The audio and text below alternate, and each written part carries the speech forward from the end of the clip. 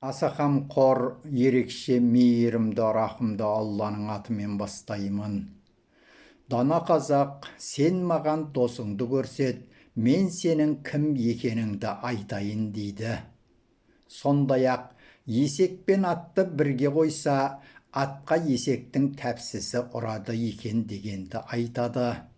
Мұны біз неге айтып жатырмыз? Себебі жүрген орта мен араласқан ортаның кісіге тигізетін әсері әлбетте зор екен. Сондықтан да кім қандай ортада жүрсе, сол ортаның барлық әрекетіне бейімделеді. Сонымен қатар сол ортаның ісін істеп сөзін сөйлейді. Жақсы орта болса жақсылығы жұғады, жаман орта болса жамандығы жұғады. Әсіресе мына жасөспірім жеткіншек жастарымыз өз ортасын таңдауда жаңылысып, алданып қалмауы керек. Әу басында кіммен дос болса, оның сөзі де, ісі де бұған қош болар. Сонан соң қатысқан ортасы жақсы болса, бұл да сол ортада жүріп жақсы атанар. Ал егер араласқан ортасы жаман болса, солармен бірге бұл да жамандыққа ілесер. Жаман қылық, жаман істер, сөйтіп жүріп жексұрын атанып, жаман атқа таңылар. Өйткенінше, мұндайлар ондай ортадан сытылып шығып, бас сауғалағаны жөн. Ондай ортадан ертерек құтылып, бір бәлеге тұтылмай тұрғанында жақсы істермен айналысып, жақсы істерге шақырысып жүрген игі жандардың жанынан табылуға тырысуы керек.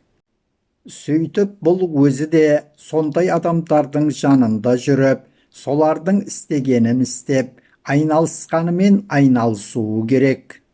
Осылайша жанындағы жанашыр жақсы достары арқылы жақсы істер істеп, жақсы сөздер сөйлеп, жақсылыққа, туралыққа бағыт алып, өзін өзі жақсы қалыпқа келтіреді. Жақсы жүріп, жақсының жанынан табылса, жақсы істерде жарысып, қоғамға да, өзіне де пайдасын тигізеді. Пайғамбарымыз саллаллаху алейхи уассалам адам досының дінінде сіздерден қайсы біріңіз кіммен дос екеніне қарасын деген.